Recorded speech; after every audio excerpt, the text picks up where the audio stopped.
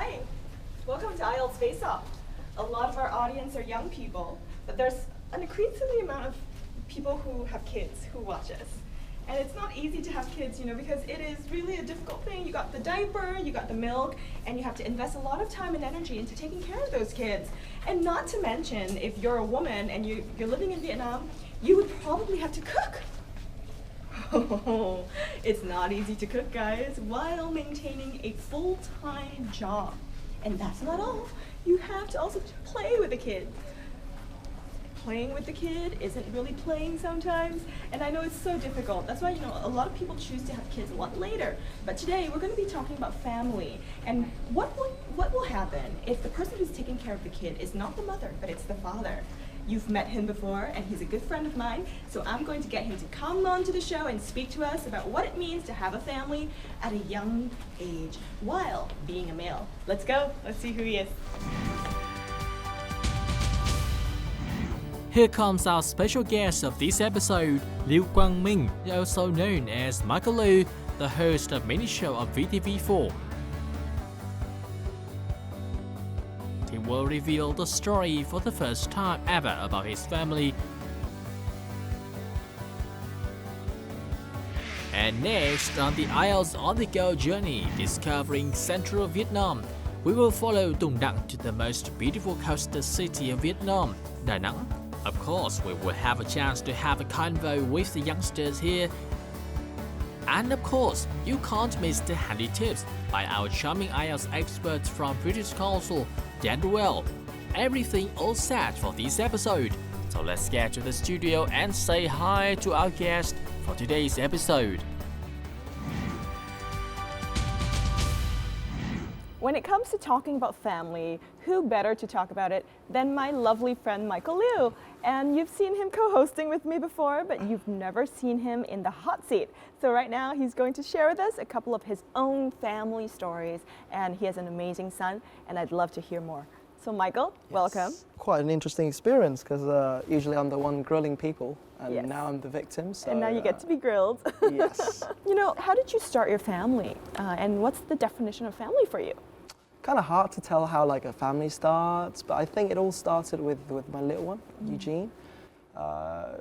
So it's quite hard to put the definition of family in a nutshell, but it's the most important thing in my life, I would say that. It's basically what guides me through every obstacles, every challenge of my life, and it's also what has driven me this far in my career. So yeah, that's a pretty long definition of mine. So, there's a family that you were born into, your natural family, Yes. and there's also the family that you created, which is your current family with your wife and kid, right? So what's the difference between those two families, or are they just one to you?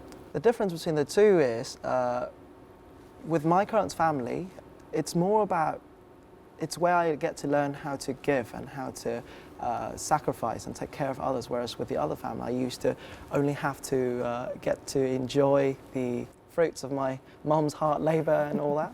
There's quite a huge difference here, but I guess both of them are the same in the sense that as I learn how to be a father, as I learn how to parent, I understand what my mom went through, and I understand all her struggles and all that stuff. So now I want to give back to her. I would say apologize to her for all the hard times that I put her through before.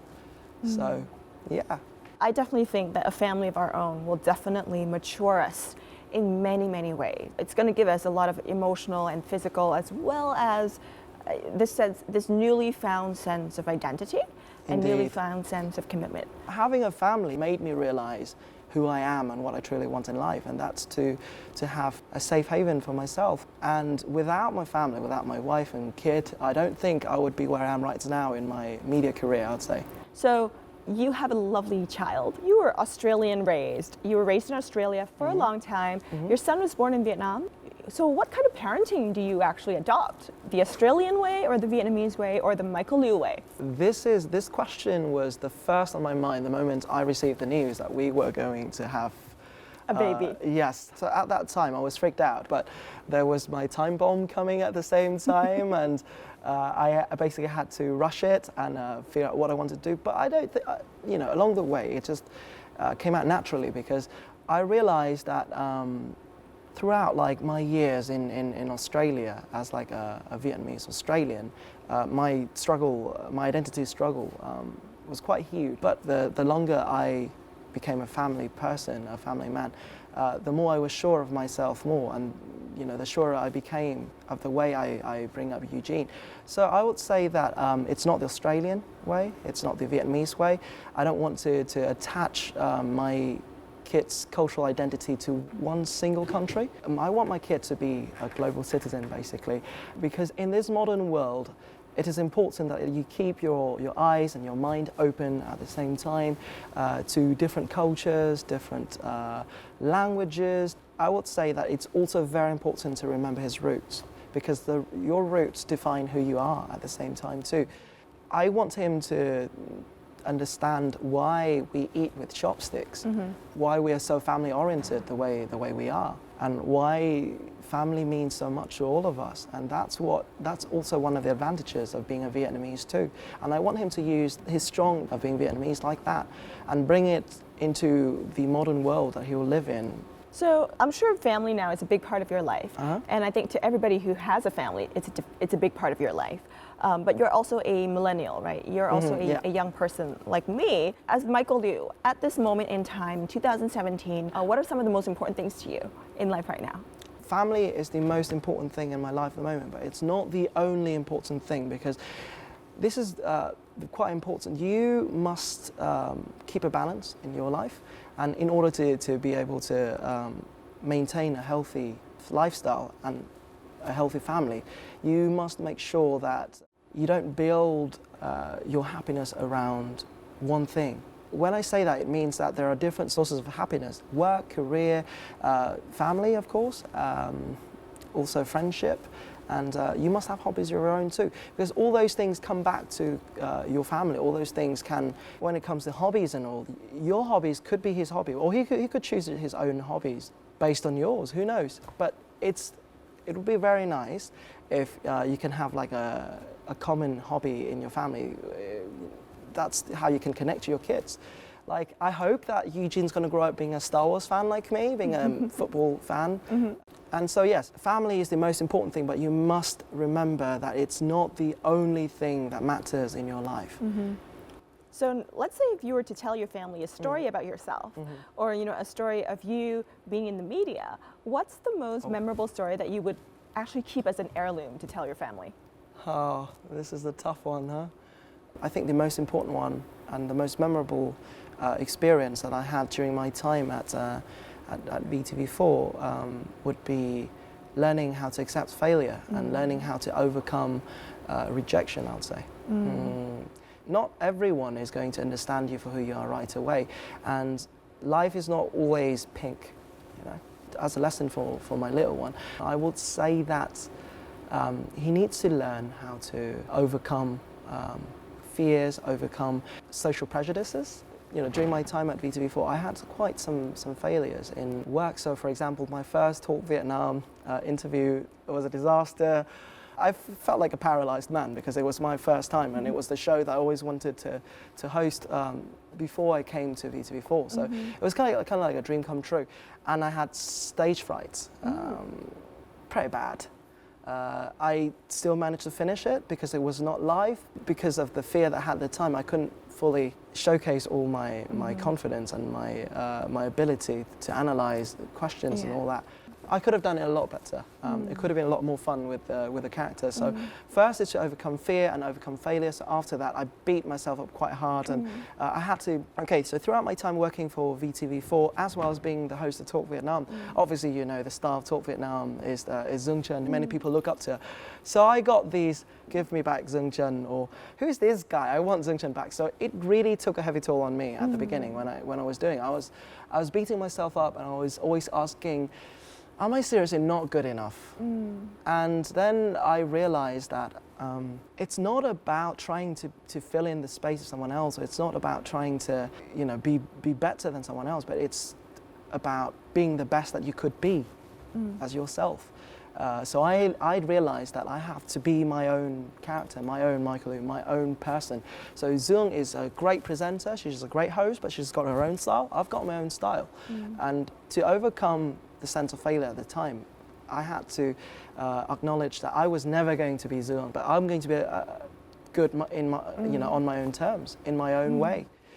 So those two things, overcoming rejection and picking yourself up after failure, two important things that I think Eugene will need to learn, and I think that will help him in every career that he will get himself in. I'm really glad that you're able to share this story, because I think, being able to talk about somebody's failures is not an easy thing, because I think you've been through it and you're over it. Because when you're still in it, it's still difficult to say. So, I'm not going to put you on the spot right now, but I kind of have to, because we're going on to the IELTS challenge. All right, guys, IELTS challenge coming right up next with Michael Liu. All right, IELTS challenge, and this is the pictures challenge, where Michael Liu is going to be my picture, and he's going to show me his character, and I'm going to guess it. So, Michael. Okay, so first of all, I want to apologize to the audience, because I suck at doing impersonations, but I'll give it my best shot. So first, and I say, yes, we can. Yes, we can. Oh, this is George Bush. No, too far, but you're getting close. Yes, we can. Yep. Donald Trump? Nope. Someone who said, yes, we can. Come on, it was his campaign motto. Obama. Yes, Barack Obama. Good. Oh, bloody hell. Donald Trump? No, that's in an English accent. Okay. Absolutely wicked. Come on. Ronald Weasley. Yep, you got him. Ronald Weasley. Okay. And it's time for us to go to tips, and tips. This is the expert? No. She's very cool though, but yeah, it's you. Luke, I'm your father. Oh, Luke Skywalker. Father. Dad, yeah. Who is he? Who's the devil? Yeah. Oh, what's his name? Darth Vader. Yeah, you got him. Nice one. Dressed in the Force, I will. Trust in the Force. I will. That's Luke Skywalker? No. He always speaks in I forgot his name though. In reverse grammar. That creature. The green guy. That creature. It's not R8. It starts with Y. Yoda. Yep. She's quite good at this, isn't she? He's so hot. Nicki Minaj. Nope. She's Vietnamese, but she's quite famous. She's one of our colleagues too. He's so hot. Wait. I really think this show is awesome. Come on, you can do it. I really think this show is awesome. He's so hot. Come on, who could sound like that? Who? She can do 7 languages. Oh, Hangbin. Yeah, you got her. Gaga, go. Lady Gaga. Okay, that was easy. Yeah. All right, thanks a lot, Michael, for coming by. I think it's been so fun. Now, if you were to share with our audience and myself 3 vocabulary or 3 words that our audience can remember to describe family, what will those 3 words be? I would say those words would be serenity, sanctuary, and peace. Yeah. Serenity, sanctuary, and peace. All very peaceful vocabulary. Yeah, that's great. All right, guys, thanks so much for tuning in. And we have our lovely Michael Liu also available online. So if you want more information, if you'd like to listen to more of his stories, check out our online social media mediums. But for now, it's up to us to learn the IELTS with the IELTS expert, coming right up next.